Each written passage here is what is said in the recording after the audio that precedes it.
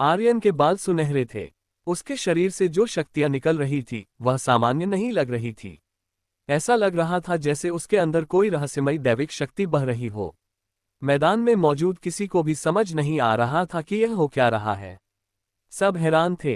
Carrom जानता था कि फ्लक हथेली आर्यन की सबसे ज्यादा खतरनाक चाल है, लेकिन इस वक्त तो आर्यन की ताकत उससे भी कहीं ज्यादा लग रही थी। यहां तक कि अनुराग जैसा छठे लेवल का मूलवीर भी उसके सामने टिक नहीं पाया। उसने एक ही झटके में उसे खत्म कर दिया। हाँ, हमला बहुत तेज था और अनुराग को बचने का मौका नहीं मिला, लेकिन फिर भी इतनी आसानी से मारा जाना कुछ हजम नहीं हो रहा था। मैदान में बैठे हर किसी की सोच जैसे उलट गई थी। आर्यन का घमंडी और जालिम तेवर सब पर भारी पड़ रहा था। अचानक आर्यन फिर दहाड़ा, एक बार और पूछता हूं और है कोई। उसकी आंखें अब कैरम की तरफ थी, जिनमें जान लेने का इरादा साफ दिख रहा था, और उसी पल ओज हिम्मत करके उठी और अपनी तलवार सीधी क्रिस्टल पर दे मारी, जो कि फॉर्मेशन का मूल था। क्रिस्टल टूट गया और अगले ही सेकंड अखाड़े में बिछी वो अजीब फॉर्मेशन जो गौरांग और बाकी सब की शक्तियां खींच रही थी, झटके से गायब हो गई। अबे साले, अब मेरी बारी है। फॉर्मेशन हटते ही गौरांग की शक्तियां फिर से उसके शरीर में बहने लगी।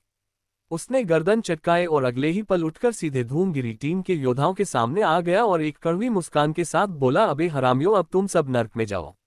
उसी समय शहनाज, वेदिका और तिमरा ने अपनी अपनी शक्तियां मिलाई और एक मुक्का बनाया। फिर तीनों ने एक साथ वार किया। वह वार था तो खतरनाक शक्तियों से लिपटा एक मुक्का, पर यह अदृश्य था और सीधे धूमगिरी टीम के लीडर के सिर पर पड़ा। ऐसा लगा जैसे लाखों टन वजनी कोई चट्टान उस पर गिर पड़ी हो। वो सीधे जमीन में धंस गया। तभी गौरांग हवा में उछला और बोला, मैंने पहले ही कहा था, अगर मुझे नहीं मारा तो मैं तुम्हें मार दूंगा। उसका अभेद्य कवच पूरी तरह सक्रिय था और उन पांचों ने जो हमले थोड़ी देर पहले उस पर किए थे, उसकी पूरी शक्ति अब उसमें उबल रही थी। गौरांग का भारी शरीर हवा से सीधे टीम लीडर के ऊपर गिरा। हरामखोरों, अब तुम अपनी ही ताकत का मजा चखो। वो जोर से दहाड़ा। जैसे ही वह गिरा, लीडर कुचल गया। बाकी चारों को भी एक जबरदस्त झटका लगा। जितनी ताकत से उन्होंने गौरांग पर हमले किए थे, वही ताकत अब पलट कर उन्हें लगी। सभी ने एक साथ खून उगला। चेहरों का रंग उड़ गया और किसी को समझ ही नहीं आया कि हुआ क्या है। उनके शरीर जैसे सुन्न हो गए थे। तिमरा ने बिना समय गंवाए पूरी ताकत लगाकर 4-5 वार किए और उन सभी को खत्म कर दिया।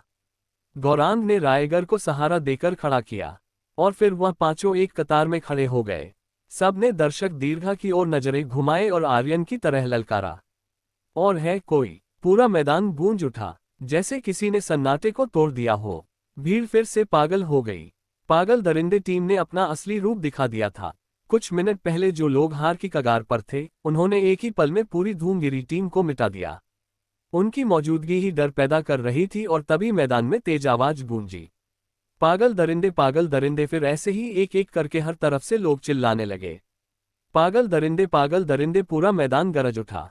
आर्यन और उसकी टीम के लिए पूरा मैदान पागल हो चुका था। टीम रैंकिंग मुकाबले में जीत तय हो चुकी थी।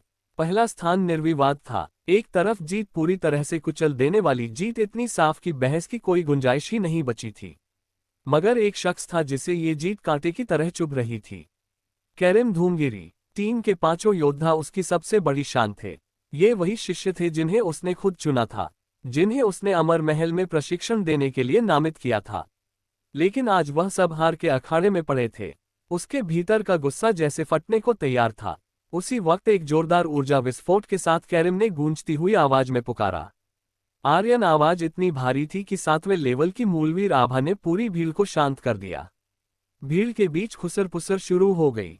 ग्रीफन हॉल का अध्यक्ष क्रोधित हो गया है। आर्यन की अब खैर नहीं। सच में यार, उसने चारों प्रमुख हॉल्स को खुली चुनौती दे डाली। ऊपर से अनुराज पर हमला कर दिया और ग्रीफन हॉल के शिष्यों को मार डाला। क्या मौत को दावत दे रहा है। वह चाहे जितना ताकतवर हो, अभी बस रक्तवीर है। अगर अनुराज ने जरा भी लापरवाही न की होती तो आर्यन क्या उसका कुछ बिगाड़ पाता। अभी तो युवा है, घमंडी है, सोचता है पहली रैंक मिल गई तो सब जीता लिया। क्या सभी हॉल्स से भी ताकतवर हो गया वह। इस बार तो कैरम वाकई बेकाबू हो गया है।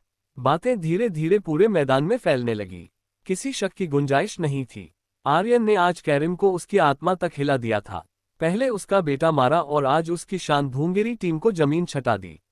ऊपर से ग्रीफन हॉल के कई शिष्यों की मौत के घाट उतार दिया। भला वह कैसे चुप रहता। इस वक्त आर्यन का सुपर सोल मोड का समय खत्म हो चुका था, लेकिन उसके चेहरे पर कोई डर नहीं था। उसने ये रूप तो बस एक शुरुआत के लिए दिखाया था, क्योंकि उसके पास इससे भी भयानक हथियार था, एक ऐसी स्किल जो योग क्षेत्र की यात्रा के दौरान उसने खरीदी थी स्किल पॉइंट से, इसलिए उसे सुपर सोल मोड के समय की फिक्र नहीं थी। आर्यन के होठों पर हल्की मुस्कान उभरी। वह कैरिम की ओर देखते हुए बोला, बता अपने बाप से क्या चाहता है। कैरिम के दांत गुस्से से भज गए। उसकी आंखों से शोले फूटने लगे। तूने फिनिक्स हॉल के अध्यक्ष को मारा, ग्रीफिन हॉल के शिष्यों का संहार किया। आज उसकी बात पूरी होने से पहले ही